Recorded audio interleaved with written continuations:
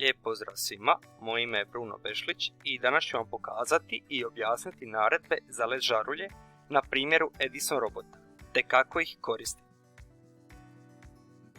Edison robot sadrži dvije LED žarulje sa prednje lijeve i prednje desne strane, te mu žarulje služe za određenu signalizaciju u kretanju. Naredbe za uključivanje i naredbe za isključivanje LED žarulja možemo pronaći u grupi naredbi pod nazivom Edison.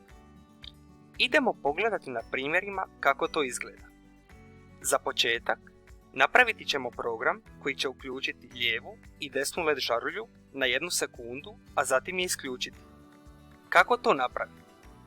Prvu naredbu koju postavljamo je naredba kada se program pokrene. Zatim postavljamo naredbe da nam se uključi lijeva ledica, desna ledica u trajanju od 1 sekunde, a zatim i postavljamo naredbe da nam se isključi lijeva i desna ledica. Ako pokrenemo simulaciju, vidimo da naš program radi i da je sve u redu. Ponovimo. Najprije postavljamo naredbu da nas se pokrene program.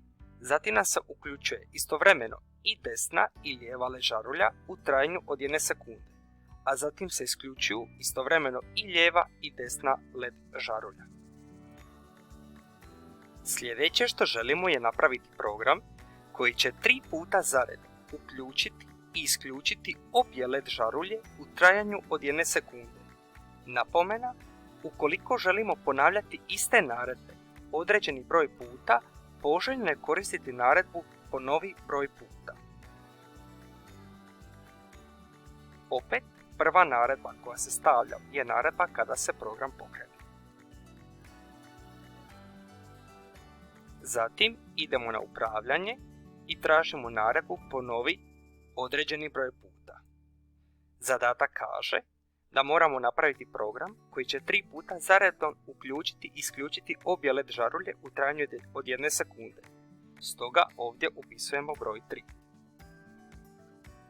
Nakon toga idemo u Edisona i stavljamo naredbe da nam se uključi lijeva, desna žarulja u trajanju od 1 sekunde. Evo, ovdje mora ići ovdje. U trajanju od 1 sekunde.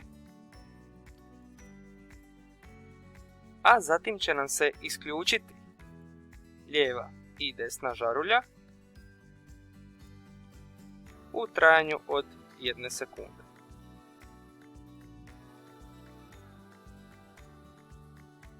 I idemo na upravljanje i 1 sekunda. Ako pokrenemo ovu simulaciju, vidimo da nam se program ponavlja 3 puta, da nam se najprije uključuje i lijeva i desna žarulja u trajanju od 1 sekunde, a zatim isključuje lijeva i desna žarulja u trajanju od 1 sekunde i program se ponavlja 3 puta. Kao što vidite, s desne strane, gdje piše ponovi 3 puta, se odbrojava koliko se puta izvršava pojedini program. Nakon što smo uspješno savladali 2 prethodna primjera, sada ćemo napraviti program koji će uključivati i isključivati LED žarulje u vremenskom trajanju od 1 sekunde uzastopno sve dok je simulator pokrenut. Da bismo postigli uzastopno ponavljanje slijeda naredbi, potrebno je koristiti naredbu stalno ponavljanje. Naredbu koju prvu postavljamo je naredba kada se program pokrene. Zatim idemo na upravljanje i tražimo naredbu stalno ponavljanje. Unutar te naredbe postavljamo naredbe da nam se uključi lijeva, a zatim i desna žarulja u trajanju od 1 sekunde, a zatim da nam se isključi lijeva, a zatim i desna žarulja u trajanju od 1 sekunde. Za razliku od prethodnog programa, ova simulacija traje beskonačno. Ukoliko želimo preko tipki na tipkovnici upravljati uključivanjem ili isključivanjem LED žarulje, potrebno je iz grupe naredbi Događaji odabrati naredbu kada je tipka pritisnuta i naredbu kada je tipka otpuštena. Napravimo program koji će kada se pritisne tipka na tipkovnici koja ima prikaz strelice u lijevo uključiti lijevu žaruljicu, a kada se pritisne tipka strelice u desno uključiti desnu žaruljicu. Također je potrebno i kada se spomenute tipke otpuste da se određena žaruljica isključi. Kako to napraviti?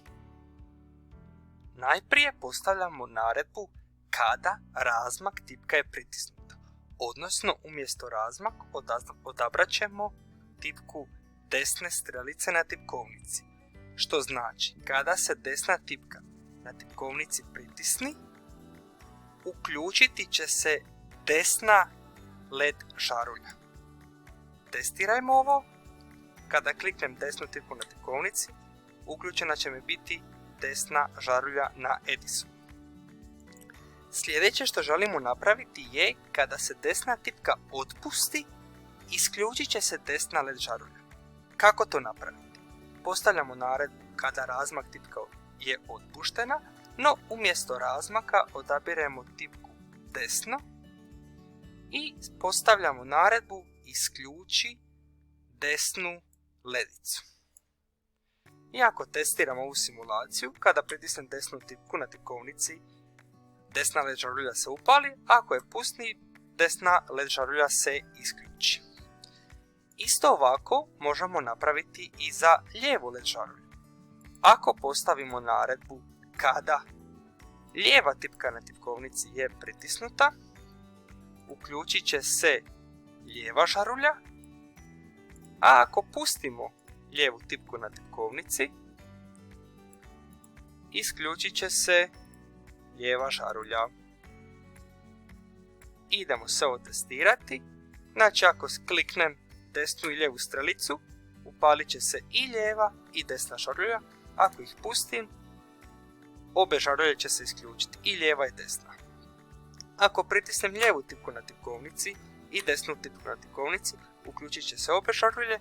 Ako pustim desnu tipku na tipkovnici, isključit će se desna žarulja. Ako pustim lijevu, isključit će se lijeva žarulja. To bi bilo sve za današnju lekciju. Hvala na pažnji i doviđenja.